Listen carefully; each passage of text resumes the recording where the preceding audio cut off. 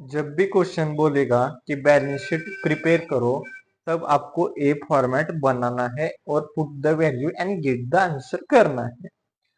अब पहले तो फॉर्मेट कैसे बनाते हैं वो सीखते हैं। सबसे पहले ऊपर आपको लिखना पड़ेगा कंपनी का नेम, उसके बाद बैलेंस शीट एंड थर्ड एजेट जो भी डेट है वो लिखना पड़ेगा। Particulars, notes, rupees.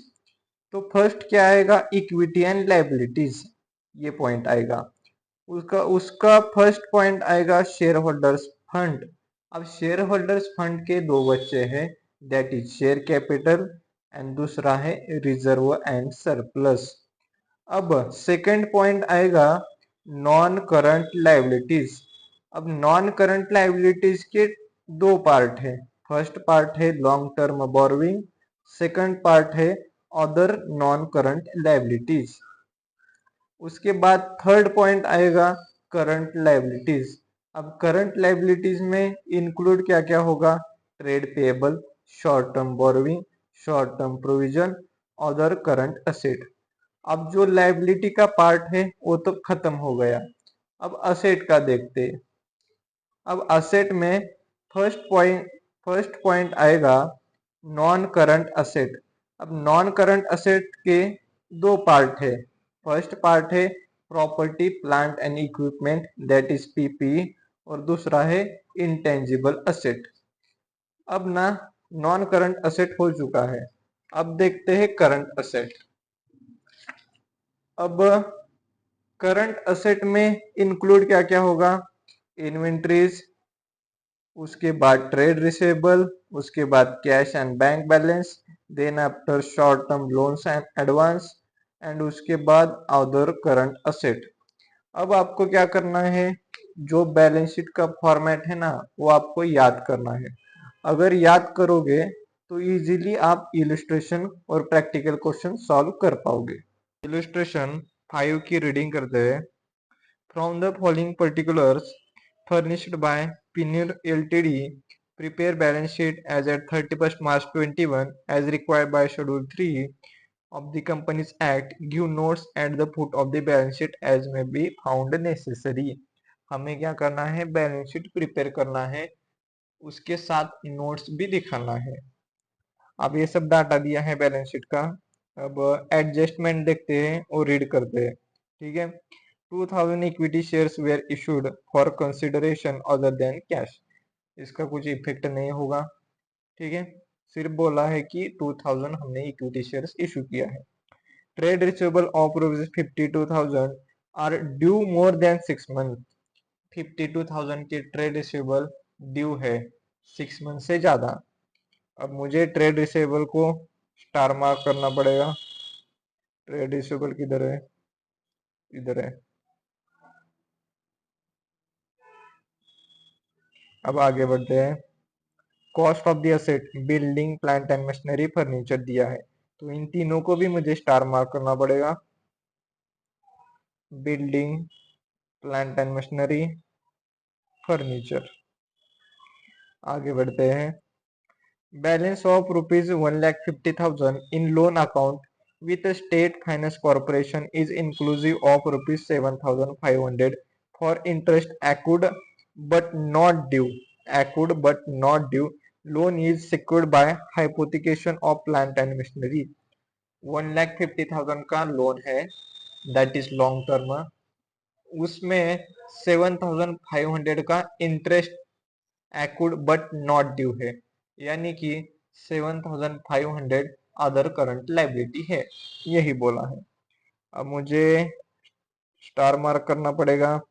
Loan account with state finance corporation, loan from state financial corporation. अब आगे बढ़ते हैं। Balance at bank includes 2000 with perfect bank LTD which is not a schedule bank. Bank balance बोला है तो उसे मैं स्टार मार्क करता हूँ। Cash at bank. Company had contract for the erection of machinery at rupees 1,50,000 which is still incomplete. Work in progress बोला है तो इसका कुछ इफेक्ट नहीं होगा, सो इग्नोर दिस एडजस्टमेंट। अब सॉल्व करना स्टार्ट करते हैं। पिनोर LTD balance sheet as at 31 March 21। Format हमने बना लिया है, पर्टिकुलर्स, नोट्स, रुपीज। तो पहला एलिमेंट आएगा इक्विटी एंड लायबिलिटीज। अब इसका सबसे पहला फर्स्ट क्या आ जाएगा, share holders fund. Share holders funds के दो बच्चे हैं, share capital and reserve and surplus. तो हम शुरुआत करेंगे शेयर कैपिटल से। तो नोट नंबर में इसे 1 देता हूं, ठीक है, नोट नंबर 1 देता हूं। Share capital, share capital, share capital देता हूं। अब शेयर कैपिटल में देखिए, लिखता हूं यहाँ equity share capital 100 each. Amount कितनी है, 10 लाख, ठीक है, 10 लाख। अब इसकी कोई एडजस्टमेंट नहीं है, बट एक एलिमेंट है, that is calls in errors. तो मुझे वो लेस करना पड़ेगा, calls in error that is 1000। तो अमाउंट कितनी आएगी, देखिए 10 लाख माइनस 1000 दैट इज 9,99,000, इतनी अमाउंट आ जाएगी। तो मैं क्या करूंगा, लिखूंगा यहाँ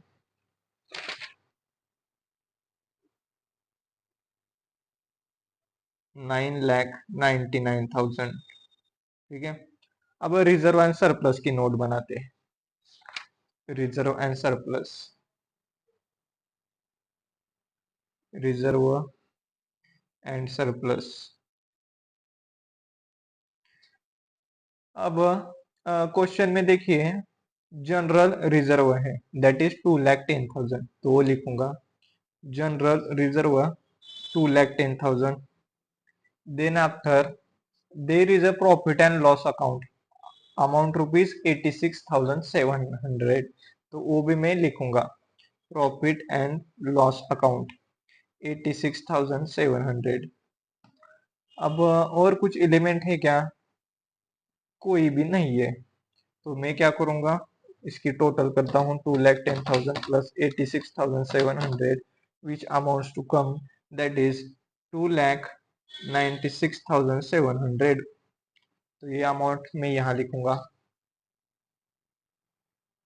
2,96,700। अब तीसरा एलिमेंट आता है लॉन्ग टर्म बोरोइंग। अब लॉन्ग टर्म बोरोइंग की नोट्स बनाते हैं।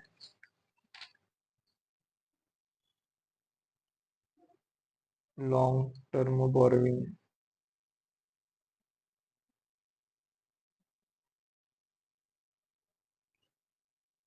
अब लॉन्ग टर्म बोरोइंग में देखिए क्या है, loan from state financial corporation है, लोन फ्रॉम, ये एडजस्टमेंट है।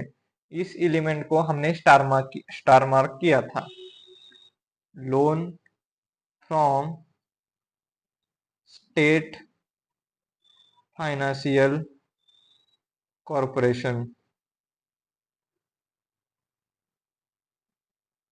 That is 1,50,000। अब इसमें एडजस्टमेंट क्या है कि इस 1,50,000 में 7,500 इंटरेस्ट है, interest accrued but not due, that is वो क्या है, अदर करंट लाइबिलिटी है, तो वो मुझे माइनस करना पड़ेगा, लेस अदर करंट लाइबिलिटी 7,500। और क्या है देखो, तो इसकी देखते हैं पहले कितनी आती है amount, 1,50,000 minus 7,500 which which comes 1,42,500। अब और देखते हैं एलिमेंट है क्या लॉन्ग टर्म बोरोइंग का। अब नीचे देखो लोन्स अनसिक्योर्ड, वो भी लॉन्ग टर्म बोरोइंग का एलिमेंट है, वो भी मुझे ऐड करना पड़ेगा, लोन्स अनसिक्योर्ड। 1,21,000। अब इन दोनों की टोटल करता हूँ, देखता हूँ कितनी आ रही है अमाउंट। ये आ रही है 2,63,500, 2,63,500। वो यहाँ मैं लिख लेता हूँ 2,63,500। अब आगे बढ़ते हैं ट्रेड पेएबल। अब ट्रेड पेएबल में कोई एडजस्टमेंट है ही नहीं, तो मैं एज इट इज अमाउंट लिखूंगा, दैट इज 2 लाख। अब अदर करंट लाइबिलिटी है, तो मैं यहाँ करंट लाइबिलिटीज में सेकेंड पॉइंट बनाता हूं, that is other current liability. अब नोट नंबर 4 देता हूं इसे।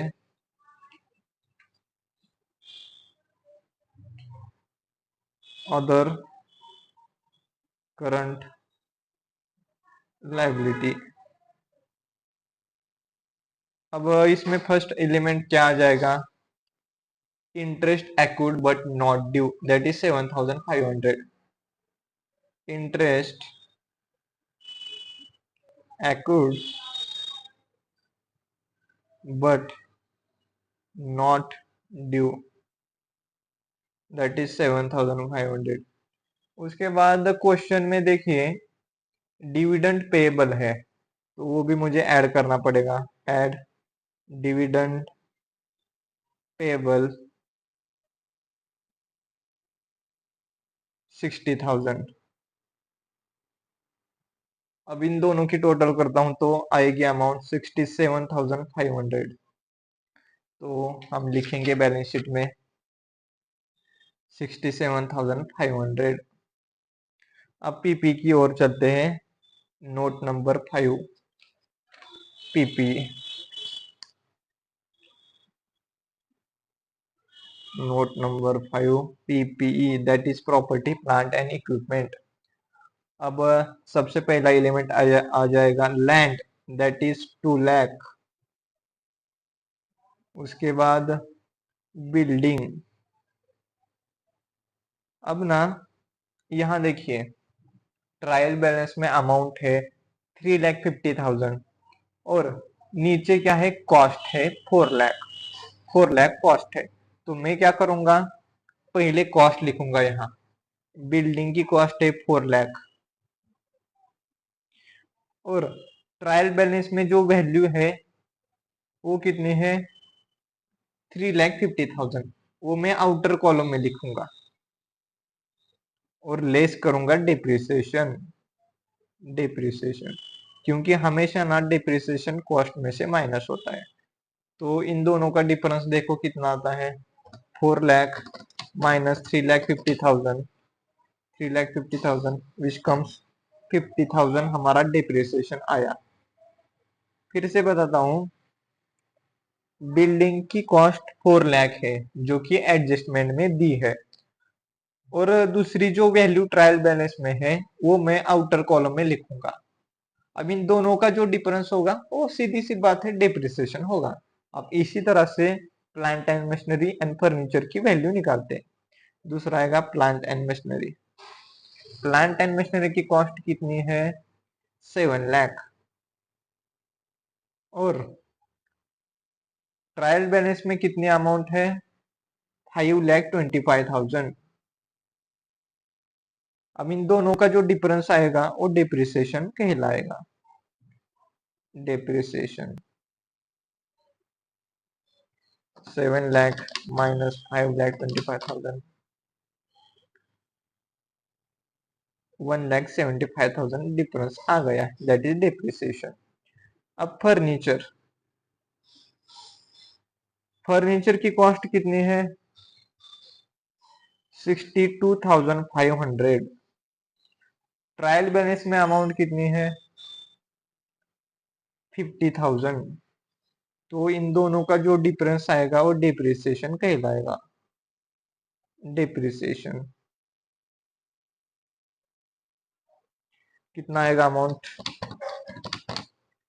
12,500। अब ना इन सारी चीजों को जोड़ते हैं और देखते हैं कितनी आ रही है अमाउंट।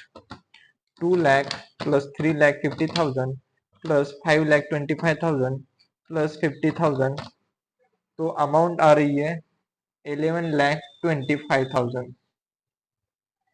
तो यहाँ लिखेंगे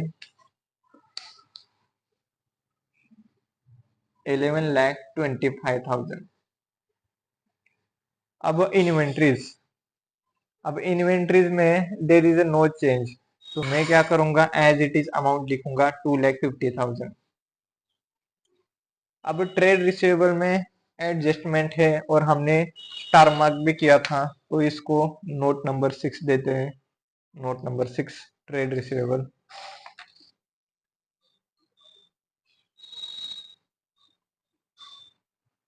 ट्रेड रिसीवेबल। अब इसमें क्या बोला था, 52,000 ड्यू है मोर देन 6 मंथ, तो मैं लिखूंगा due more than 6 month. Amount कितने हैं, 52,000। तो जो रिमेनिंग होगा वो बैलेंस कहाँ जाएगा, रिमेनिंग बैलेंस। रिमेनिंग बैलेंस कैसे आएगा, ट्रेड रिसीवेबल की वैल्यू कितनी है, 2 लाख। 2 लाख माइनस 52,000, तो आएगा 1,48,000। इसकी टोटल आ जाएगी 2 लाख। हमने कुछ भी चेंज नहीं किया है, सिर्फ प्रेजेंट किया है। तो लिख लेते हैं ट्रेड रिसीवेबल का बैलेंस कितना, 1,48,000। अब कैश। अब कैश को नोट नंबर 7 देते हैं, कैश एंड बैंक। सबसे पहला देखिए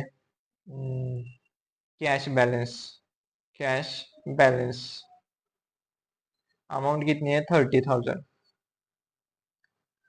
अब cash at bank. Cash at bank. अब कैश एट बैंक में हमने स्टार मार्क किया था, दैट इज 2,000 क्या है, परफेक्ट बैंक लिमिटेड के है, जो कि नॉट अ शेड्यूल बैंक है। तो मैं यहां लिखूंगा balance from perfect bank limited, कितना, 2,000। सो जो रिमेनिंग होगा वो बैलेंस रहेगा, रिमेनिंग बैलेंस।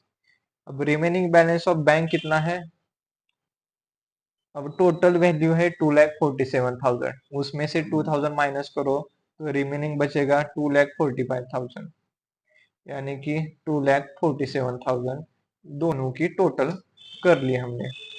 तो इन दोनों की टोटल करो, देखो कितना आता है, 30,000 प्लस 2,47,000, तो आएगा 2,77,000। 2,77,000। Note number 7, 2,77,000। अब हमने सारी एडजस्टमेंट कर ली है। अब क्या करो, ट्रायल बैलेंस को देखो, कोई आइटम बचा है क्या। सबसे पहले ऊपर से शुरुआत करो, equity share capital done, calls in arrears done, land building plant and machinery furniture done, general reserve done, loan from state financial corporation done, inventory done, then after provision for taxation. Provision for taxation बाकी है, तो लिख लेते हैं provision for taxation. अब provision for taxation कहाँ आएगा, current liabilities में आएगा, शॉर्ट टर्म बोरोइंग नाम देंगे, शॉर्ट टर्म बोरोइंग। देखिए ऐसे आपको निकालना है, कोई एडजस्टमेंट रही है तो। शॉर्ट टर्म बोरोइंग यानी कि प्रोविजन फॉर टैक्सेशन 68,000। उसके बाद ट्रेड रिसीवेबल। ट्रेड रिसीवेबल लिखा है क्या हमने, लिखा है 1,48,000, नहीं 2 लाख आएगा, 2 लाख आएगा यहाँ, ट्रेड रिसीवेबल 2 लाख आएगा। देखिए ऐसे मिस्टेक हम सुधार सकते हैं दोबारा रीड करके ट्रायल बैलेंस। उसके बाद एडवांस। एडवांस बाकी है तो लिखेंगे। अब यहाँ एडवांस देखिए डेबिट साइड में है, यानी कि वो क्या कहलाता है, शॉर्ट टर्म एडवांस, बट कहाँ, बैलेंस शीट में, यानी कि असेट साइड में। तो मैं असेट साइड में लिखूंगा short term advance, short term advance कितना 42,700। उसके बाद डिविडेंड पेबल हो चुका है, profit and loss account done, cash balance, cash, bank, loan, trade payable, all are the done. ठीक है, अब क्या करेंगे, टोटल करते हैं। अब सबसे पहले लायबिलिटी साइड की टोटल करते हैं।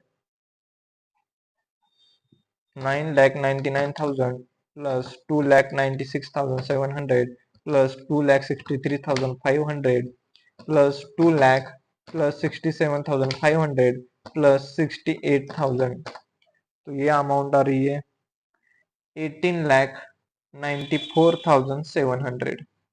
अब असेट साइड की टोटल करते हैं। Total 11,25,000 plus 2,50,000 plus 2,00,000 plus 2,77,000 plus 42,700, तो ये भी अमाउंट सेम आ रही है, दैट इज 18,94,700। तो हमारा आंसर करेक्ट है। इसी तरह से हमने सॉल्व कर लिया, बहुत ही इजी था क्वेश्चन। अब आगे बढ़ते हैं, प्रैक्टिकल क्वेश्चन 7 रीडिंग करते हैं। On 31st March 21, Bose and Sen Ltd provide to you following ledger balance after preparing its profit and loss account for the year ended 31st March 21। आपको data दिया है profit and loss account का। अब नीचे जाते और देखते हैं क्वेश्चन की रिक्वायरमेंट क्या है। You are not required to give a previous year figures. You are required to prepare balance sheet of the company as on 31st March 21 required under Schedule 3 to the Companies Act 2013। Balance sheet prepare करने के लिए बोला है। अब adjustment read करते हैं। Following additional information is also provided in respect of the above balance. 4,20,000 fully paid up equity shares were allotted as a consideration for land and building। Equity shares issue किया है ऐसा बोला है। ठीक है, इसका कुछ इफेक्ट नहीं होगा। क्लियरली जो भी शेयर कैपिटल है एज इट इज रिटर्न करेंगे, अगर कॉल्स इन एरर्स हैं तो वो रिड्यूस करेंगे। अब कॉस्ट ऑफ द बिल्डिंग दिया है, cost of the building, cost of the plant and machinery, cost of furniture and pictures, इन तीनों का हम स्टार मार्क करते हैं। Cost of the building, cost of the plant and machinery, and then after furniture and fixtures। अब trade receivable for rupees 3,80,000 are due more than 6 months। Trade receivable का balance 6 month से ज्यादा due है, तो उसे भी स्टार मार्क करते हैं। ट्रेड रिसीवेबल,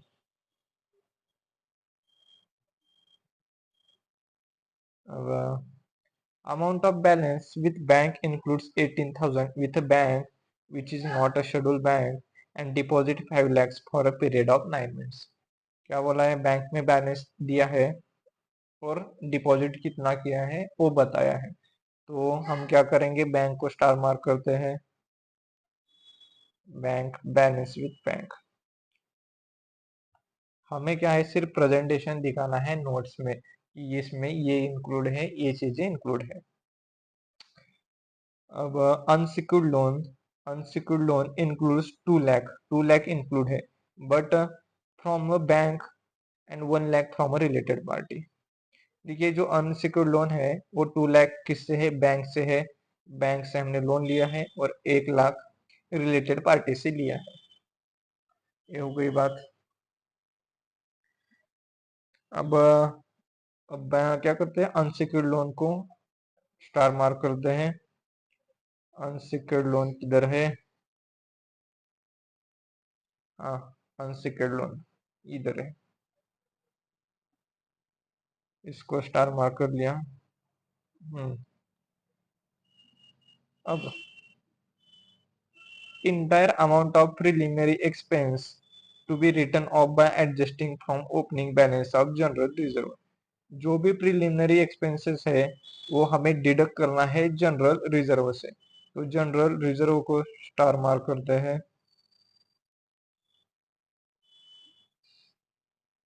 अब रीडिंग तो हो चुका है क्वेश्चन, अब क्या करेंगे, सॉल्व करना स्टार्ट करेंगे। पहले कंपनी का नाम Bose and Sen limited, balance sheet for the year ended 31 March 21। Format बना लिया है। अब स्टार्ट करेंगे शेयर कैपिटल से, तो नोट नंबर 1 दूंगा मैं। अब लिख लेता हूँ, नोट बना लेता हूँ 1, दैट इज शेयर कैपिटल। अब देखिए शेयर्स कितने हैं वो देखिए, कितने 70 लाख के शेयर्स हैं। तो मैं यहाँ लिख लेता हूँ इक्विटी शेयर्स 10 ईच, कितने 70 लाख के। अब इसमें से ना मुझे कॉल्स इन एरर्स माइनस करना पड़ेगा। अब क्वेश्चन में है calls in errors less calls in errors, कितने अमाउंट 7000। अब माइनस करो और देखो अमाउंट कितनी आती है। 70 लाख माइनस 7000, ये आ रहा है 69 लाख, 69 लाख 93,000। अब बैलेंस शीट में लिख लेते हैं इसको 69 लाख 93,000। अब क्या करना है, ट्रायल बैलेंस में जाओ और calls in errors and share capital को टिक मार्क करो। टिक मार्क का मतलब क्या होता है कि हमारा ए एलिमेंट खत्म हो चुका है, यही उसका मतलब होता है, क्योंकि क्वेश्चन सॉल्व करने में आसानी होगी। अब सेकंड पॉइंट देते हैं रिजर्व एंड सरप्लस। अब रिजर्व एंड सरप्लस की नोट्स बनाएंगे।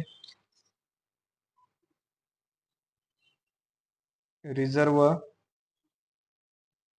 एंड सरप्लस, सबसे पहले पॉइंट क्या आएगा, जनरल रिजर्व। जनरल रिजर्व कितना है 15 लाख 49,100। General reserve 15 lakh 49,100। अब क्वेश्चन ने क्या बोला था कि एडजस्टमेंट है, देखिए प्रिलिमिनरी एक्सपेंसेस हमें रिटर्न ऑफ करना है, तो मैं यहाँ लेस करता हूँ प्रिलिमिनरी एक्सपेंसेस। एक्सपेंसेस कितने हैं प्रिलिमिनरी एक्सपेंसेस 93,100। अब माइनस करके देखो कितनी आ रही है अमाउंट, 15,49,100 माइनस 93,100, तो अमाउंट आ रही है 14,56,000। अब ये आ रही है अमाउंट। अब प्रिलिमिनरी एक्सपेंसेस, अब और क्या ऐड करना पड़ेगा, प्रॉफिट एंड लॉस अकाउंट। देखिए है क्या पी एंड एल है 7 लाख का, तो मैं ऐड करूंगा पी एंड एल, ऐड करना पड़ेगा 7 लाख। अब इन दोनों की टोटल करो कितनी आती है देखो, तो अमाउंट्स आ रही है 21,56,000, इतनी आ रही है। तो हम क्या करेंगे यहाँ लिख लेते हैं 21,56,000। अब क्या करो P and L plus general reserve plus preliminary expense, इन तीनों को टिक मार्क करो। अब आगे बढ़ते हैं, आगे क्या है long term borrowing. Long term borrowing note number 3, long term borrowing. अब लॉन्ग टर्म बोरोइंग में क्या आएगा, क्वेश्चन में देखिए क्या है, loan from state finance corporation, वो लिखो loan from state finance corporation 10,50,000 amount, 10,50,000। अब इसमें क्या बोला है, secured by hypothecation of plant and machinery repayable within 1 year।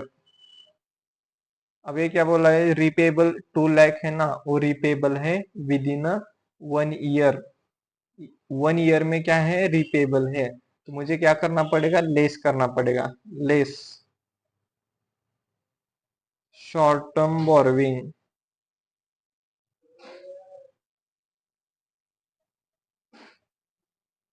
कितना है 2 लाख, 2 लाख है क्या? हाँ 2 लाख। तो 2 लाख मुझे माइनस करना पड़ेगा। तो 2 लाख माइनस करो, देखो अमाउंट कितनी आ रही है, 10,50,000 minus 2 lakh which comes to 8,50,000। अब ये आ रही है अमाउंट। फिर क्या है, अनसिक्योर्ड लोन। अनसिक्योर्ड लोन, इसको हमने क्या किया था, स्टार मार्क किया था। अब एडजस्टमेंट में देखो कि अनसिक्योर्ड लोन में क्या है, 2 लाख फ्रॉम द बैंक है, तो मैं लिखूंगा बैंक, सॉरी बैंक। हम बैंक से कितना आ रहा है, 2 लाख, तो मैं लिखूंगा यहाँ 2 लाख। फिर फ्रॉम रिलेटेड पार्टी,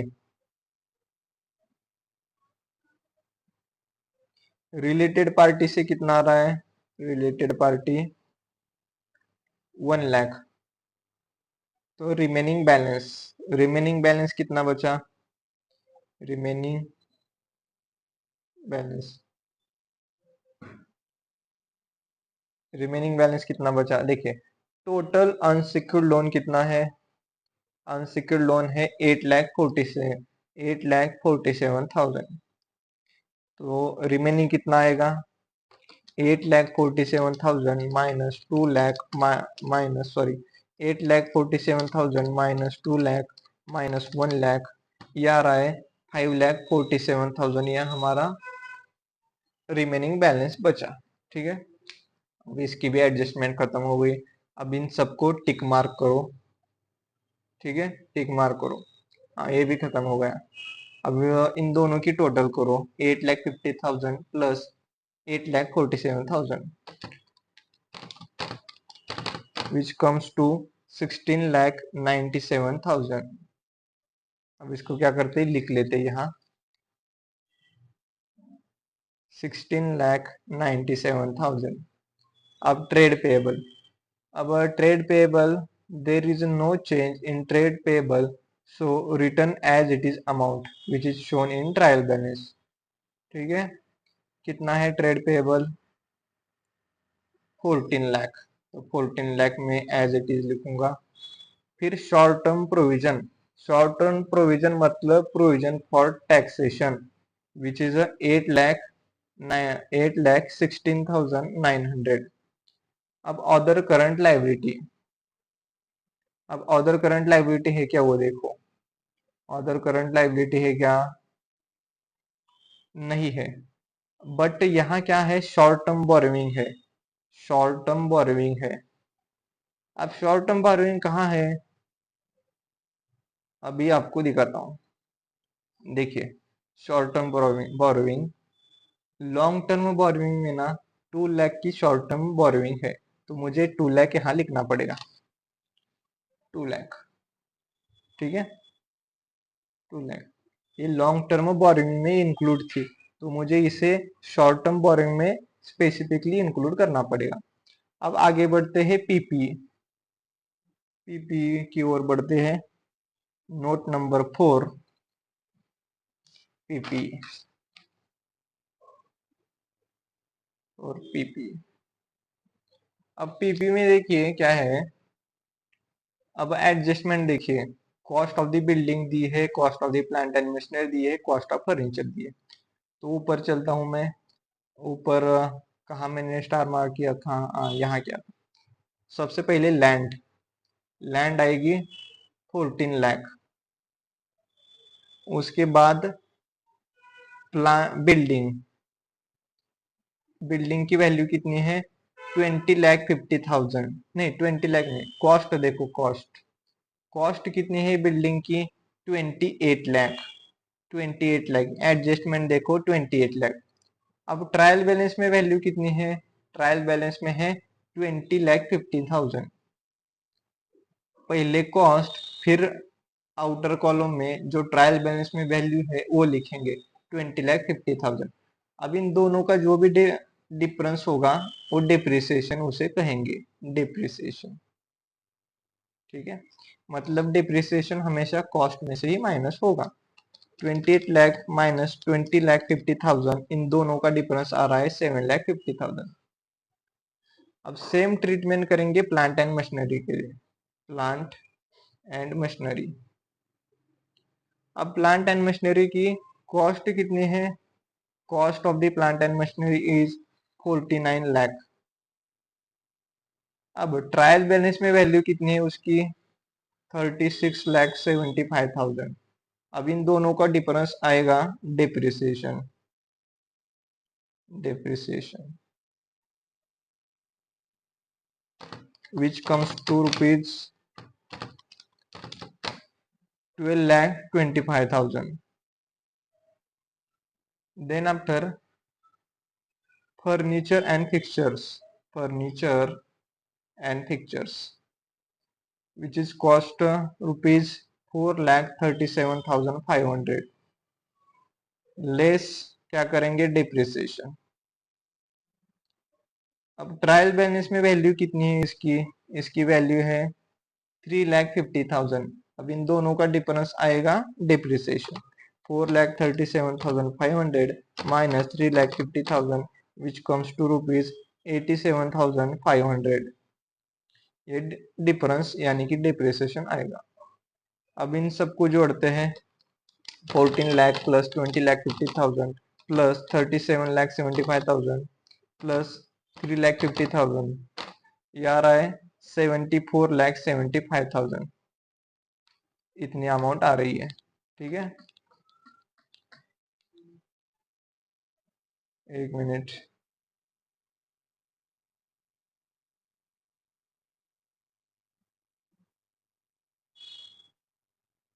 अब क्या करेंगे? इसको यहाँ लिखेंगे 74,75,000। ठीक है। अब इंटेंजिबल असेट, अब इंटेंजिबल असेट देखो कितना है क्वेश्चन में। क्वेश्चन में है क्या? नहीं, वो देखो सबसे पहले तो है क्या इंटेंजिबल असेट।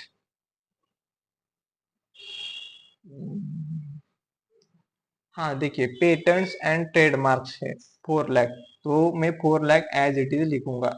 ठीक है। अब ट्रेड रिसीवेबल, ट्रेड रिसीवेबल को हमने स्टार मार्क किया था, तो ट्रेड रिसीवेबल को नोट नंबर 5 देते हैं। Trade receivable, trade receivable. अब ट्रेड रिसीवेबल की एडजस्टमेंट पढ़ो क्या है कि 3,80,000 मोर देन ड्यू है, मोर than 6 months, due for more than 6 months कितनी है? 3,80,000। अब रिमेनिंग बैलेंस, रिमेनिंग बैलेंस कैसे आएगा? टोटल ट्रेड रिसीवेबल कितना है? टोटल ट्रेड रिसीवेबल है 14 लाख, 14 लाख है, 14 लाख है। ठीक है, 14 लाख ही है ना? हाँ 14 लाख। तो 14 लाख माइनस 3,80,000, तो ये आएगा 10,20,000। अब यही एड बैलेंस शीट में लिखेंगे 14 लाख। हमने कुछ चेंज नहीं किया है, सिर्फ प्रेजेंटेशन दिखाया है। अब inventories, there is no change in inventory, so return as it is amount which is shown in balance sheet. तो इन्वेंट्रीज में लिखो 14 lakh plus 3,50,000, 14 lakh plus 3,50,000 which comes to rupees 17,50,000। अब short term advance, short term advance देखिए है कितना है? 2,98,900 question में clear कर दिया है। अब कैश, अब कैश ना, कैश को हमने स्टार मार्क किया था, तो उसको भी करते हैं note number 6, cash and bank. अब कैश इन हैंड कितना है? कैश इन हैंड है 2,10,000। अब कैश एट बैंक, अब कैश एंड बैंक में मसला है। क्या है मसला? मसला मतलब कुछ नहीं, प्रेजेंटेशन दिखाना है हमें। किधर है एडजस्टमेंट? हाँ, Amount of balance with bank include 18,000 with bank which is not scheduled bank. Balance with bank which is not scheduled, which is not scheduled bank, वो शेड्यूल बैंक नहीं है. अमाउंट कितनी है? 18,000. Bank which is not schedule bank. Deposit of 5 lakh for a period of 9 months. Deposit कितना? 9 लाख. तो remaining balance देखो कितना है. Remaining balance total bank balance है 17,29,000. 17,29,000 टोटल बैलेंस है. तो 17,29,000 minus 18,000 minus 9 lakh which comes to rupees 8,11,000. अब इन दोनों को जोड़ो कितनी आती है अमाउंट देखो. 17,29,000 प्लस 2,10,000 तो ये आ रही है 19,39,000. तो इसको हम बैलेंस शीट में लिख लेते हैं 19,39,000. ये हो गया. अब क्या करते हैं, ट्रायल बैलेंस एक बार रीड करते हैं कि कोई आइटम बचा तो नहीं है. Equity share capital done, general reserve done, loan from state finance done, unsecured loan done, trade payable done, P&L done, provision for taxation done, calls in arrears done, land done, building done, plant and machinery, furniture and fixture, inventory, trade receivable done, advance short term done, cash in hand done, balance with bank, preliminary expenses paid and trademarks done. All are the things we are done. So अब क्या करेंगे, हम total करेंगे. अब सबसे पहले liability side की total करते हैं. टोटल कितनी आती है देखते हैं. 69,93,000 plus 21,56,000 plus 16,97,000 plus 14 lakh plus 8,60,900 plus 2 lakh which comes to rupees 132,62,900. अब असेट साइड की टोटल करते हैं. Total 74,75,000 plus 4 lakh plus 14 lakh plus 70,50,000 plus 298,900 plus 19,39,000. तो ये आ रही है अमाउंट 132,626,900. मतलब asset side plus debit, asset side plus liability side की टोटल मैच कर रही है, मतलब हमारा आंसर करेक्ट है. देखिए बहुत ही इजी क्वेश्चन है, सिर्फ आपको प्रेजेंटेशन करना है, बाकी कुछ ऐसा इसमें है ही नहीं. ठीक है. प्रैक्टिकल क्वेश्चन 8 की रीडिंग करते हैं. From the following particulars furnished by Alpha Ltd, prepare a balance sheet as on 31st March 21 as required by Part 1, Schedule 3 to the Companies Act 2013. Balance sheet prepare करने के लिए बोल रहा है. अब एडजस्टमेंट रीड करते हैं. 10,000 equity shares where issued for consideration other than cash. कुछ नहीं करना है इस एडजस्टमेंट का. Second adjustment, trade receivable of rupees 2,60,000 are due more than 6 months. 2,60,000 का ट्रेड रिसीवेबल 6 मंथ से ज़्यादा ड्यू है. तो मुझे क्या करना पड़ेगा, सबसे पहले तो मैं स्टार मार्क करता हूँ ट्रेड रिसीवेबल को. कहाँ छुपा बेटा है ट्रेड रिसीवेबल. Trade receivable. आगे बढ़ते हैं. Cost of the asset, building, plant and machinery, furniture. हमें इसका अब इसको क्या करते हैं, स्टार मार्क करते हैं. कॉस्ट दी है असेट की. Building, plant and machinery, furniture. आगे बढ़ते हैं. Balance of rupees 7,50,000 in loan account with state finance corporation is inclusive of rupees 37,500 for interest accrued but not due. Loan is secured by hypothecation of plant and machinery. अब loan कितना है 7,50,000, उसमें 37,500 का interest accrued but not due. Interest accrued but not due मतलब क्या होता है, other current liability. मतलब लॉन्ग टर्म बोरोइंग में अदर करंट लायबिलिटी इंक्लूड है, तो वो तो मुझे माइनस करना पड़ेगा। तो हम स्टार मार्क करते हैं loan from state finance corporation. आगे बढ़ते हैं, ट्रांसफर नहीं, यहाँ balance at bank includes 10,000 with omega bank limited which is not scheduled bank. Bank को स्टार मार्क करते हैं, cash at bank. Then after 20,000 transfer किया जनरल रिजर्व को, is propose by board of director.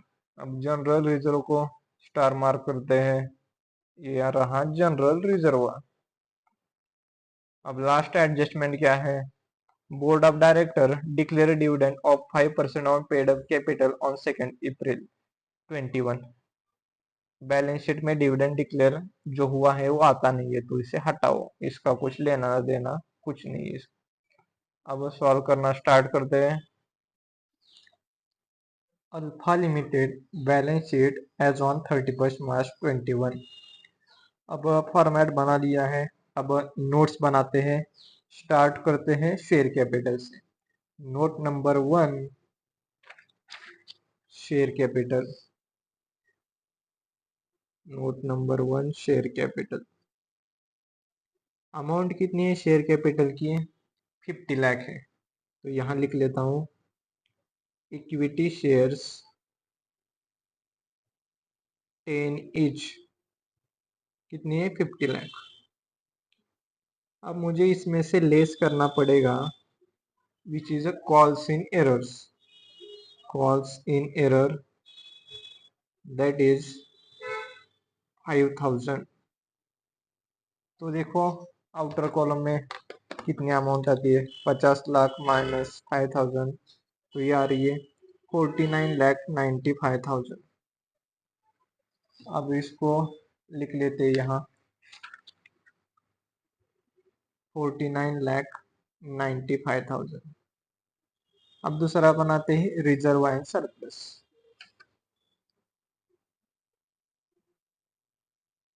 Reserve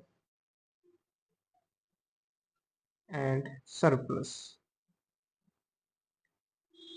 अब जो भी जैसे equity share capital and calls in error, इसको टिक मार्क करो क्योंकि ये हमारा एलिमेंट खत्म हो चुका है।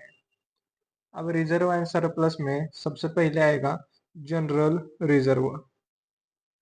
जनरल रिजर्व अमाउंट कितनी है 2,50,000। अब थोड़ा गौर से देखिए, हमने इसको स्टार मार्क किया है क्योंकि एडजस्टमेंट क्या बोल रही है कि 20,000 हमने ट्रांसफर किया है जनरल रिजर्व को, ठीक है। तो मुझे यहाँ ऐड करना पड़ेगा ट्रांसफर। अब कहाँ से आया होगा, पी एंड एल से, पी एंड एल से, क्योंकि 20,000 हम अपने प्रॉफिट से ही ट्रांसफर करेंगे ना जनरल रिजर्व को, तो हम ट्रांसफर करेंगे transfer from P and L. P and L से आया है, किसको ट्रांसफर किया है, जनरल रिजर्व को, तो ये 20,000 यहाँ ऐड हो जाएगा। अब सेकंड क्या, सेकंड पॉइंट कौन सा आएगा, P and L. P and L कितना है, पी एंड एल है 4,33,500। लेस करूंगा transfer to general reserve, transfer to general reserve 20,000। अब देखो कितनी आती है अमाउंट, 2,50,000 प्लस 20,000 ये आएगा 2,70,000। 4,33,500 माइनस 20,000 ये आएगा 4,13,500। अब इन दोनों की टोटल करते हैं तो आएगी 6,83,500। अब बैलेंस शीट में लिख लेते हैं 6,83,500। अब इसको भी टिक मार्क करो, ये आइटम हो गया है। लॉन्ग टर्म बोरोइंग, अब थर्ड नोट्स आ जाएगी लॉन्ग टर्म बोरोइंग की। लॉन्ग टर्म बोरोइंग,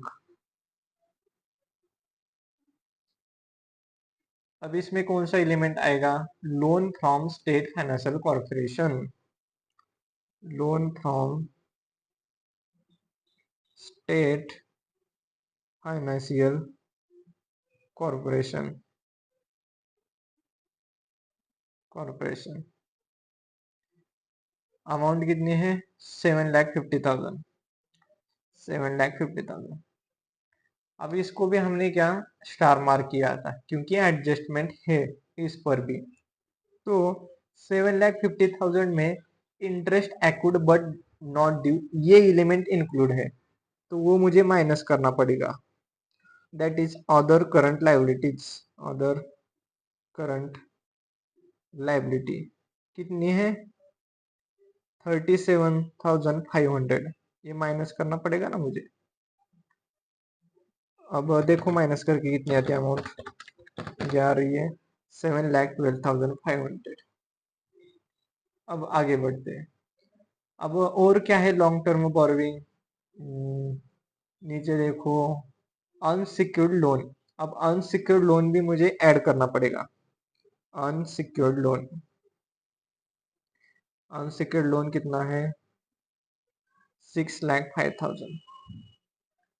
अब और क्या है देखो, नहीं सर इतना ही है, तो मैं इन दोनों को ऐड करता हूँ तो अमाउंट आएगी 13,17,500। आप लिख लेते हैं यहाँ 13,17,500। अब short term provision, short term provision मतलब provision for taxation, taxation. Trial balance में देखो अमाउंट है तो मैं डायरेक्टली लिखूंगा 6,40,000। उसके बाद शॉर्ट टर्म बोरोइंग। अब शॉर्ट टर्म बोरोइंग देखिए ट्रायल बैलेंस में है loans at an advance from related party, मतलब हमने लोन लिया है रिलेटेड पार्टी से, तो वो भी यहाँ ऐड हो जाएगा, मतलब शॉर्ट टर्म बोरोइंग में। तो शॉर्ट टर्म बोरोइंग आ जाएगी 2 लाख, 2 लाख। जितने भी आइटम हमने यहाँ कर लिए हैं ना उसको आपको क्या करना है, टिक मार्क करना है ट्रायल बैलेंस में। अब trade payable, there is no change in trade payable, तो मैं एज इट इज अमाउंट लिखूंगा दैट इज 8 लाख, क्योंकि एडजस्टमेंट उस पर है ही नहीं। अदर करंट लाइबिलिटीज, अब अदर करंट लाइबिलिटीज में देखिए नोट्स को देखिए, नोट्स को हमने यहाँ लेस किया था other current liabilities that is 37,500। तो मैं क्या करूंगा, लिखूंगा, यहाँ लिखूंगा 37,500। अब देखो कोई आइटम रहा तो नहीं है ना, वो देखो, नहीं नहीं सर सारे आइटम हो चुके हैं, सारे आइटम हो चुके हैं। अब असेट की तरफ चलते हैं। अब सबसे पहला एलिमेंट है नॉन करंट असेट, उसका पहला एलिमेंट है पीपी, तो नोट नंबर 4 देता हूं मैं इसे, note number 4 PPE, property plant and equipment. अब हमने स्टार मार्क किया था land and building, plant and machinery and furniture को, तो वही लिख लेते हैं। तो फर्स्ट आएगा लैंड एंड बिल्डिंग। अब कॉस्ट कितनी है लैंड एंड बिल्डिंग की? कॉस्ट है 30 लाख। एडजस्टमेंट देखो, एडजस्टमेंट में कॉस्ट है। अब ट्रायल बैलेंस की, ट्रायल बैलेंस में अमाउंट कितनी है लैंड एंड बिल्डिंग की? 27,50,000, 27,50,000 है। तो इन दोनों का जो भी डिफरेंस होगा वो डिप्रिसिएशन कहलाएगा, डिप्रिसिएशन, लेस डिप्रिसिएशन। इन दोनों का डिफरेंस देखो कितना है, यार है 2,50,000 विच इज अ डिप्रिसिएशन। अब दूसरा देखते हैं प्लांट एंड मशीनरी, उसका भी सेम ही इफेक्ट होगा। Plant and machinery, plant and machinery की कॉस्ट कितनी है एडजस्टमेंट में देखो 35 लाख, और ट्रायल बैलेंस में उसकी अमाउंट कितनी है 26,25,000। तो इन दोनों का जो भी डिफरेंस होगा वो डिप्रिसिएशन कहलाएगा। depreciation.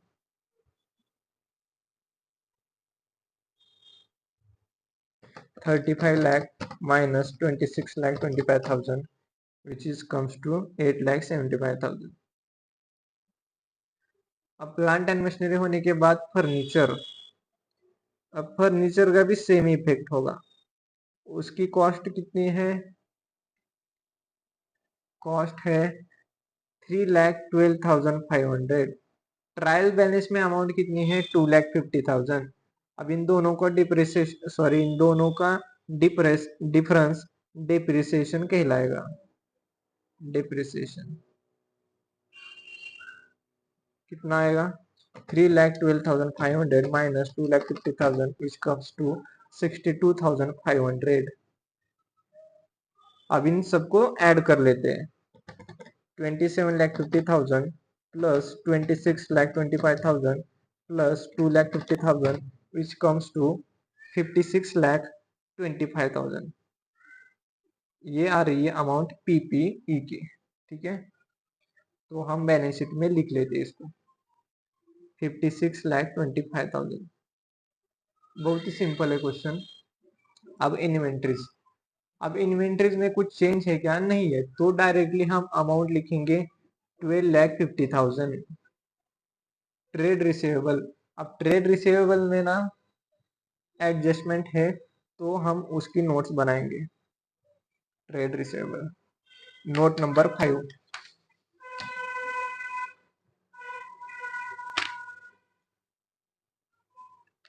Note number 5 trade receivable. Adjustment क्या बोल रही है कि 2,60,000 ड्यू है मोर देन 6 मंथ, तो मैं यहां लिखूंगा due more than 6 month. Amount कितनी है? 2,60,000.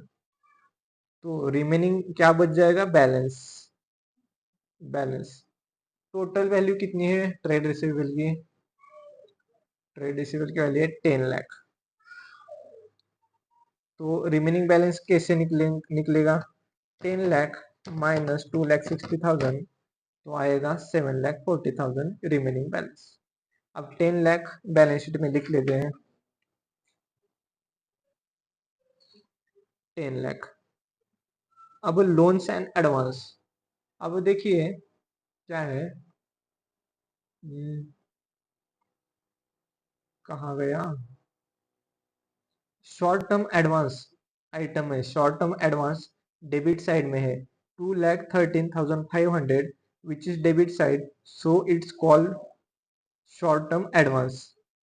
तो मैं यहाँ लिख लेता हूँ 2,13,500, डायरेक्टली लिख लेता हूँ.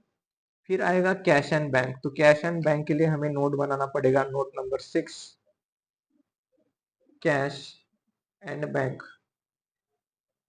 अब कैश एट बैंक कितना है? कैश इन हैंड कितना है? कैश इन हैंड है 1,50,000. Cash at bank, cash at bank. अब कैश एट बैंक में क्या है? एडजस्टमेंट है कैश एट बैंक में कि balance with omega limited which is not scheduled bank कितना है? 10,000. बैलेंस विथ ओमेगा लिमिटेड कितना है? 10,000. तो बाकी का क्या बन जाएगा? रिमेनिंग बैलेंस बच जाएगा. Remaining balance. Total bank balance कितना है? टोटल बैंक बैलेंस है 12,35,000.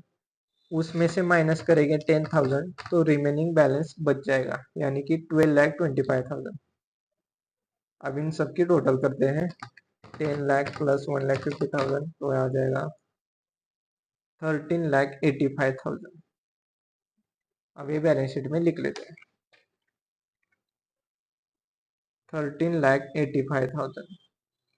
अब क्या करते हैं, एक नजर घुमाते हैं ट्रायल बैलेंस पे, देखते हैं कोई आइटम बचा तो नहीं है. शेयर कैपिटल हो गया है. Calls in arrears, land and building, plant and machinery are done. Then after furniture, general reserve, loan from state financial corporation, inventories, that is raw material, finished goods, provision for taxation, all are the done. Then after trade receivable done, short term advance done, profit and loss account done, cash in hand, cash at bank, unsecured loan, trade payable, loan and advance from related parties, all are the done. तो हमने क्या किया है, सारी चीजें कर ली है। अब क्या करेंगे, अब टोटल करेंगे। तो फर्स्ट करते हैं लाइबिलिटी साइड की टोटल करते हैं। Total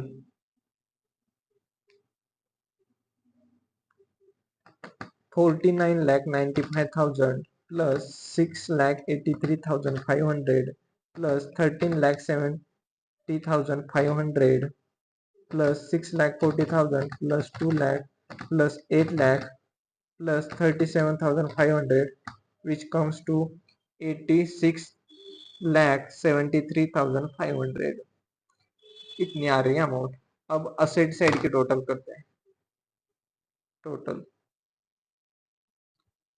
56,25,000 plus 12,50,000 plus 10 lakh plus 2,13,500 plus 13,85,000 which comes to 94,73,500।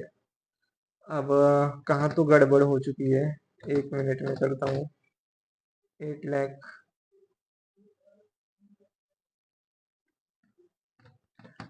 अब दोबारा करते हैं लाइबिलिटी साइड की टोटल, दोबारा करते हैं। 49,95,000 plus 6,83,500 plus 13,17,500 plus 6,40,000 plus 2 lakh plus 8 lakh plus 37,500।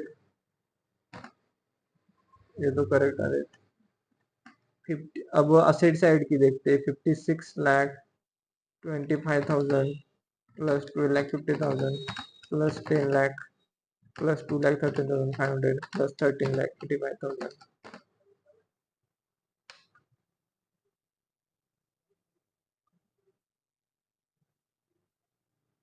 1 minute, कहाँ तो गड़बड़ हो चुकी है।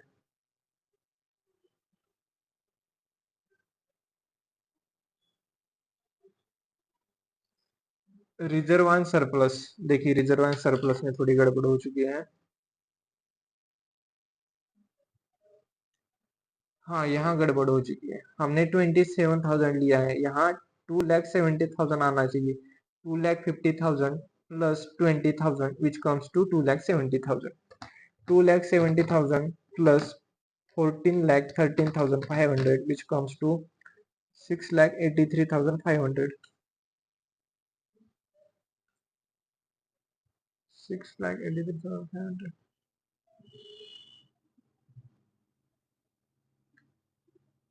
जनरल रिजर्व कितना है, 1 मिनट। भाई साहब यहाँ गड़बड़ हो चुकी है।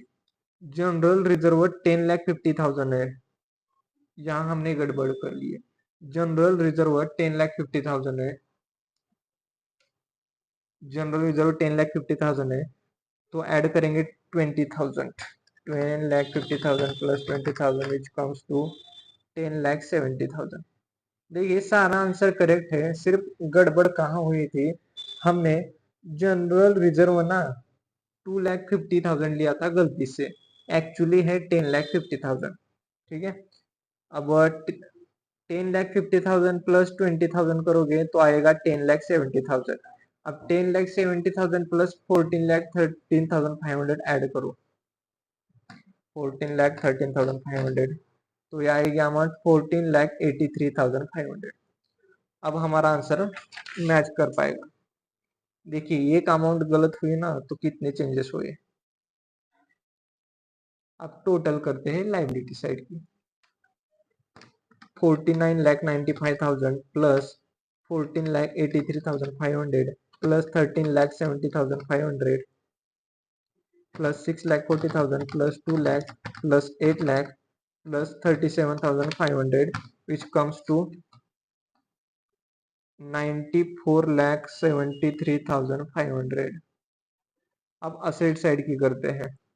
56,25,000 plus 12,50,000 plus 10 lakh plus 2,13,500 plus 13,85,000 which comes to 94,73,500। मतलब दोनों साइड की टोटल मैच कर रही है, मतलब हमारा आंसर करेक्ट है। इसी तरह से हमने कर लिया है। अब आगे बढ़ते हैं, प्रैक्टिकल क्वेश्चन 10 की रीडिंग करते हैं। On 31st March 21, SR Limited provide the following ledger balance after preparing its profit and loss account for the year ended 31st March 21। Profit and loss account का लेजर दिया है नीचे। अब नीचे जाते हैं और देखते हैं कि क्वेश्चन की रिक्वायरमेंट क्या है। You are required to prepare a balance sheet of the company as on 31st March 21 as required under Part 1 of Schedule 3 of the Companies Act 2013। Balance sheet prepare करने के लिए बोला है। अब एडजस्टमेंट रीड करते हैं और एलिमेंट को स्टार मार्क करते हैं। Following additional information was also provided in respect of the following above balance। 50,000 fully paid up equity shares were allotted as a consideration for land। Equity share issue किया है ऐसा बोला है। उसके बाद कॉस्ट ऑफ द असेट दिया है building plant and machinery furniture and fixtures. अब इसको स्टार मार्क कर दे। Building plant and machinery furniture and fixtures, बहुत ही इजी क्वेश्चन है। Trade receivable ₹4,86,000 due for more than 6 months। 4,86,000 का ट्रेड रिसेबल ड्यू है 6 मंथ से ज्यादा। अब ट्रेड रिसेबल को मुझे स्टार मार्क करना पड़ेगा। Trade receivable. अब देखते हैं आगे। Balance with bank include 56,000 the Naya bank which is not a schedule bank. अब बैंक को मुझे स्टार मार्क करना पड़ेगा। Balance with bank. Loan from loan from public finance corporation repayable after 3 years।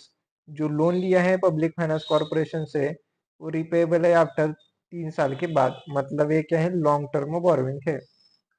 Balance of 26,30,000 in loan account with public finance corporation is inclusive of 1,34,000 for interest accrued but not due.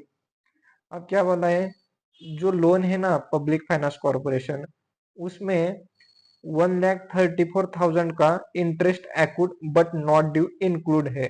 यानी कि long term borrowing में other current liability include है, ऐसा बोला है। तो मुझे इसे स्टार मार्क करना पड़ेगा।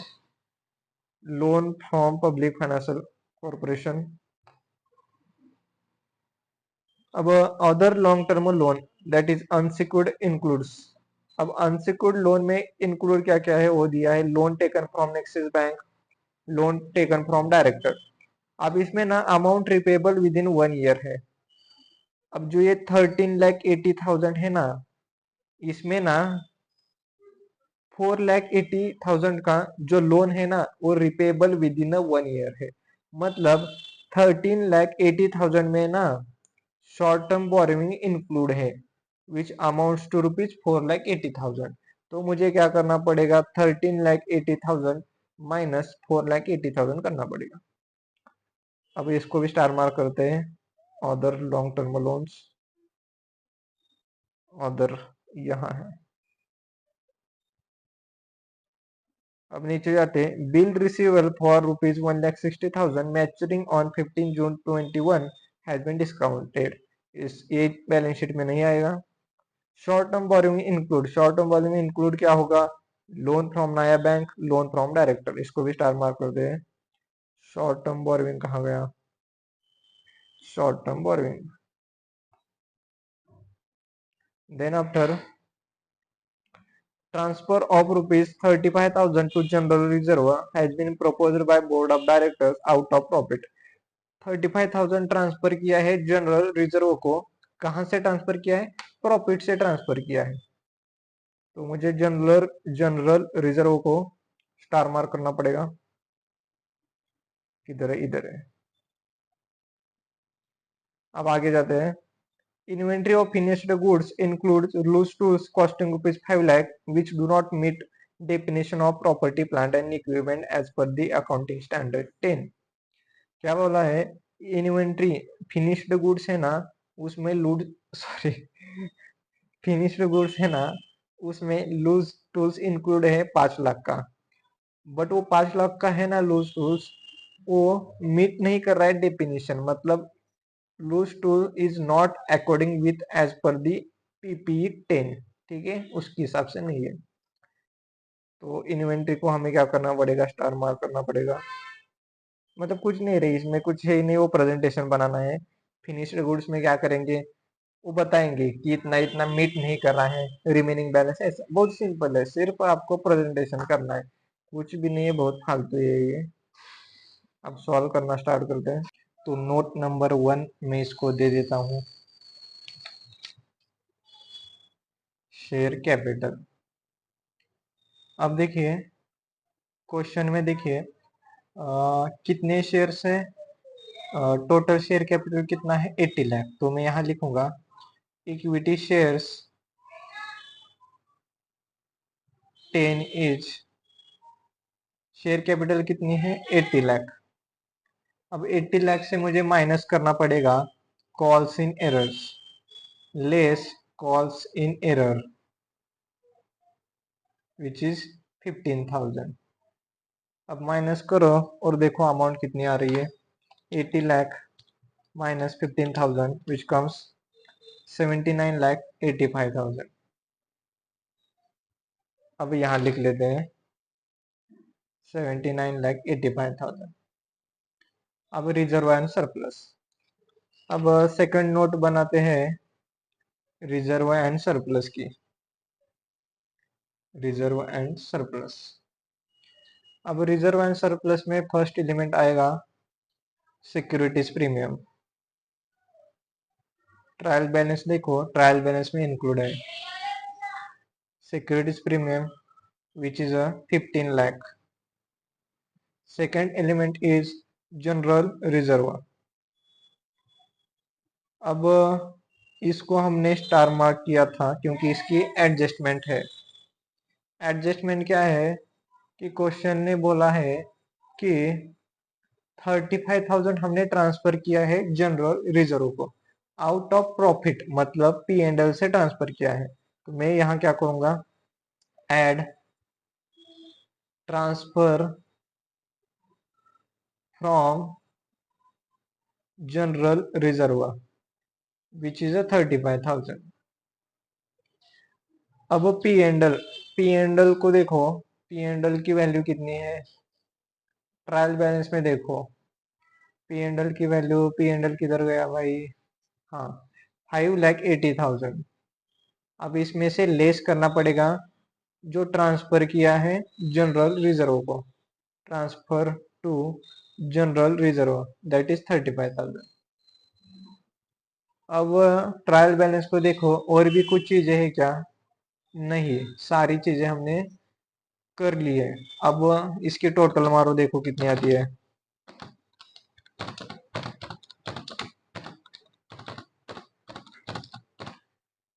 इसकी टोटल आ रही है 30,21,000। अब हम इसको लिखेंगे बैलेंस शीट में 30,21,000। अब लॉन्ग टर्म बोरोइंग। अब थर्ड नोट बनाते हैं लॉन्ग टर्म बोरोइंग की, लॉन्ग टर्म बोरोइंग।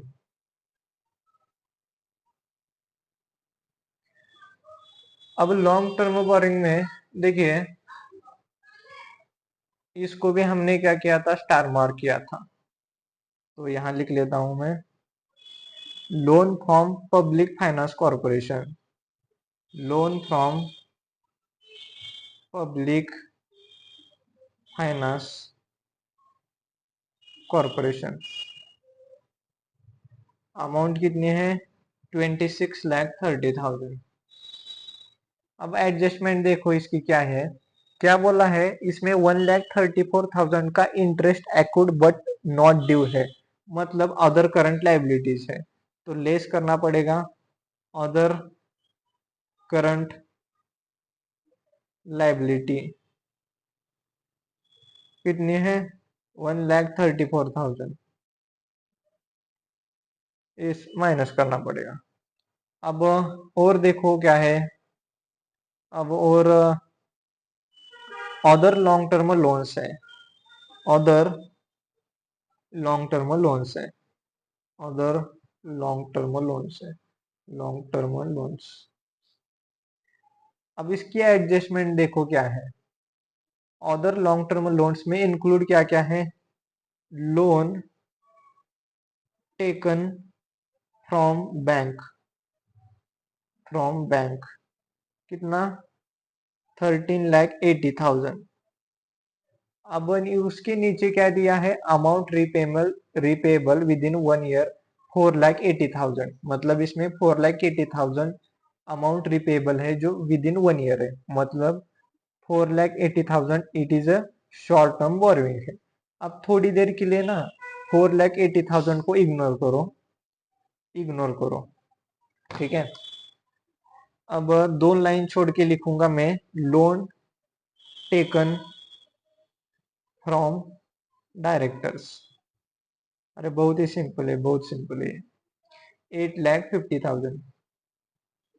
अब इन दोनों की टोटल कितनी आ रही है वो बताओ, इन दोनों की टोटल 13,80,000 प्लस 8,50,000, दोनों की टोटल आ रही है 22,30,000, इन दोनों की टोटल आ रही है। अब ना ट्रायल बैलेंस में जाओ और देखो अदर लॉन्ग टर्म लोन की अमाउंट क्या है, अदर लॉन्ग टर्म लोन की अमाउंट क्या है 22,50,000 है, कितनी 22,50,000 है, मतलब यहाँ बैलेंस अमाउंट आएगा, बैलेंस अमाउंट, बैलेंस कितना 22,50,000 माइनस 22,30,000 विच कम्स 20,000, तब जाके ये हो जाएगा 22,50,000। अब इन तीनों की टोटल करो और देखो कितनी आती है, 13,80,000 प्लस 8,50,000 प्लस 20,000, कितनी आ रही है 22,50,000। फिर से बताता हूँ, फर्स्ट हमने लिखा लोन टेकन फ्रॉम बैंक 13,80,000, उसके बाद loan taken from the director 8,50,000। अब ये दोनों की टोटल करो तो अमाउंट आएगी 22,30,000, बट ट्रायल बैलेंस में अमाउंट कितनी है 22,50,000, मतलब हमने 20,000 यहाँ लिखना पड़ेगा, 20,000 लिखना पड़ेगा, ठीक है, तभी जाके तीनों की टोटल 22,50,000 आ जाएगी। ओके, अब यहां से लेस करो short term borrowing, short term borrowing जो कि एडजस्टमेंट में है, कितना 4,80,000, 4,80,000।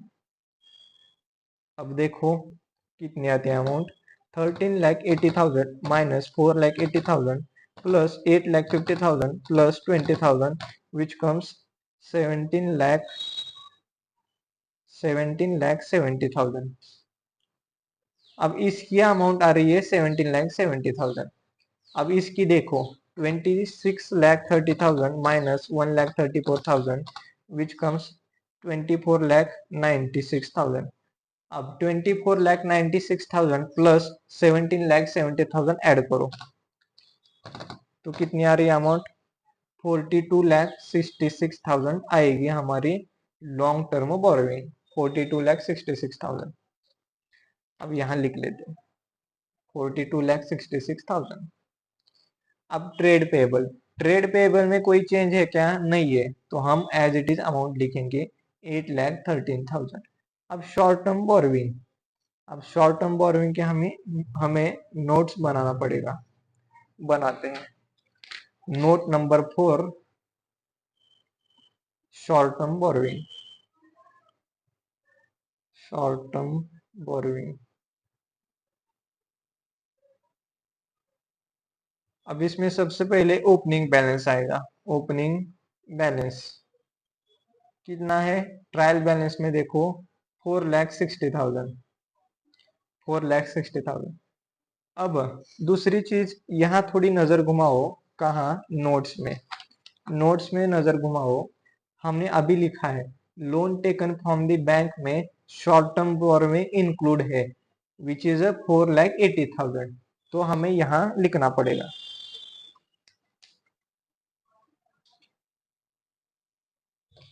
Loan taken from bank 4,80,000। अब इन दोनों की टोटल करो और देखो कितनी आती है। यार ये 9,40,000। अब यहाँ लिखो 9,40,000, यहाँ लिख लिया। अब short term provision, short term provision का मतलब क्या होता है? शॉर्ट टर्म प्रोविजन का मतलब क्या होता है? प्रोविजन फॉर टैक्सेशन, जो कि ट्रायल बैलेंस में है, वो हम लिखेंगे। कितना है amount short term, sorry, provision for taxation 3,80,000, तो मैं डायरेक्टली लिखूंगा। उसके बाद अदर करंट लायबिलिटीज की भी हमें नोट्स बनाना पड़ेगा। Other current liabilities, other current liabilities. अब इसमें देखो unpaid dividend, unpaid dividend amount कितनी है? 70,000। उसके बाद थोड़ी नजर नजर घुमाओ नोट्स में, यहाँ देखो लॉन्ग टर्म बोरोइंग में loan taken from public finance corporation 26,30,000, उसमें ना 1,34,000 की अदर करंट लायबिलिटीज थी, तो वो हमें यहाँ लिखना पड़ेगा। Loan taken from public finance corporation 1,34,000। अब ये अदर करंट लायबिलिटीज हो चुकी है, इन दोनों की टोटल करते हैं विच कम्स 2,04,000। अब इसको हम बैलेंस शीट में लिखेंगे 2,04,000। अब हमें पीपी की नोट बनानी पड़ेगी, नोट नंबर 6, पीपी। अब पीपी को हमने क्या किया था? स्टार मार्क किया था। अब देखिए लैंड, लैंड की वैल्यू लिखेंगे 25 लाख। देन आफ्टर बिल्डिंग, अब बिल्डिंग की कॉस्ट कितनी है? एडजस्टमेंट में देखो 32 लाख। अब ट्रायल बैलेंस में उसकी वैल्यू कितनी है बिल्डिंग की?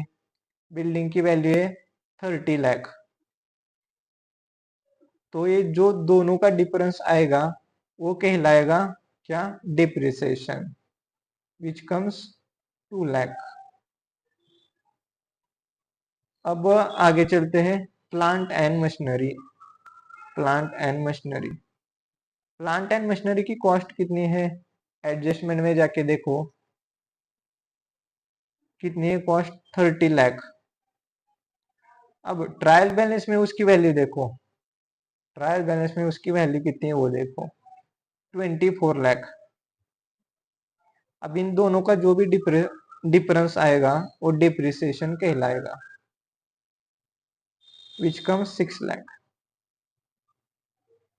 प्लांट एंड मशीनरी के बाद furniture and fixtures, furniture and fixtures. अब इसकी कॉस्ट कितनी है? इसकी कॉस्ट है 16,50,000। अब इसकी वैल्यू कितनी है ट्रायल बैलेंस में? इसकी वैल्यू है 13 लाख। तो इन दोनों का जो डिफरेंस आएगा वो क्या कहलाएगा? Depreciation, depreciation 16,50,000 plus 13 lakh 3,50,000। अब क्या करते हैं? इन चार चीजों को जोड़ते हैं 24 lakh, 25 lakh plus 30 lakh plus 24 lakh plus 13 lakh, ये अमाउंट आ रही है 92 लाख। पीपी की वैल्यू आ रही है 92 लाख, तो यहां लिखेंगे 92 लाख। अब इन्वेंट्रीज देखते हैं। तो इन्वेंट्री को भी हमने स्टार मार्क किया था, तो इसकी भी नोट बनाएंगे 7। इन्वेंट्री, अब इन्वेंट्री में क्या है, सबसे पहला है फिनिश्ड गुड्स। फिनिश्ड गुड्स में ना एडजस्टमेंट में जाओ और देखो क्या बोल रहा है क्वेश्चन, कि जो फिनिश्ड गुड्स 5 लाख का है वो डेफिनेशन से मीट नहीं कर रहा है। ठीक है, तो मैं यहां लिख लूंगा not meet as per accounting standard 10, कितना 5 लाख। अब नीचे लिखूंगा remaining balance of finished goods. अब फिनिश्ड गुड्स टोटल वैल्यू कितनी है, टोटल वैल्यू है 45 लाख। 45 लाख माइनस 5 लाख, तो रिमेनिंग बैलेंस बचा 40 लाख। ठीक है, अब ना क्या करते हैं, रॉ मटेरियल कितना है 13 लाख। अब इन दोनों को जोड़ते हैं, 45 लाख प्लस 13 लाख, ये आ रहा है 58 लाख। अब यहां लिख लेते हैं 58 लाख। अब ट्रेड रिसीवेबल की एडजस्टमेंट है क्या है, पर डायरेक्टली लिख लेते हैं, उसमें कुछ बड़ी बात नहीं है। 17,50,000, क्योंकि सिर्फ प्रेजेंटेशन ही करना है। फिर short term advance, trade receivable के नीचे है एडवांस शॉर्ट टर्म, ये डेबिट साइड में है इसलिए असेट में आएगा, कितना 3,75,000। उसके बाद कैश एंड बैंक, अब कैश इन हैंड है 70,000 प्लस बैलेंस विथ बैंक है 4,14,000। इन दोनों को ऐड करो, ऐड करने के बाद अमाउंट आएगी 4,84,000। अब एक बार नजर घुमाओ ट्रायल बैलेंस पे और देखो कोई आइटम बचा तो नहीं है ना।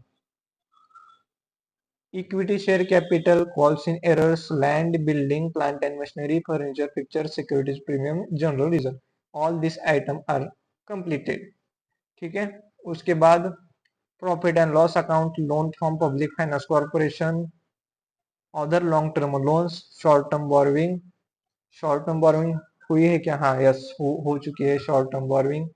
Inventories done, trade receivable done, advance done, trade payable done, provision for taxation, unpaid dividend, cash in hand, balance with bank, all items are done. अब क्या करेंगे, टोटल करेंगे। फर्स्ट करते हैं लाइबिलिटी साइड की टोटल। ठीक है, 79,85,000 plus 30,21,000 plus 42,66,000 plus 8,13,000 plus 9,40,000 plus 3,80,000 plus 2,04,000, which comes 176,09,000। अब असेट साइड की टोटल करते हैं। 92 lakh plus 58 lakh plus 17,50,000 plus 3,75,000 plus 4,84,000, which comes 176,09,000। दोनों साइड की टोटल मैच कर रही है, मतलब हमारा आंसर करेक्ट है। इसी तरह से हमने बैलेंस शीट के सारे क्वेश्चन कंप्लीट करे हैं हमने। अब बाकी क्या है, P and L plus balance sheet के दोनों के क्वेश्चन बाकी है, मतलब दोनों एक साथ एक ही क्वेश्चन है। अगर आपको वीडियो पसंद आता है तो लाइक शेयर सब्सक्राइब जरूर कीजिए। धन्यवाद।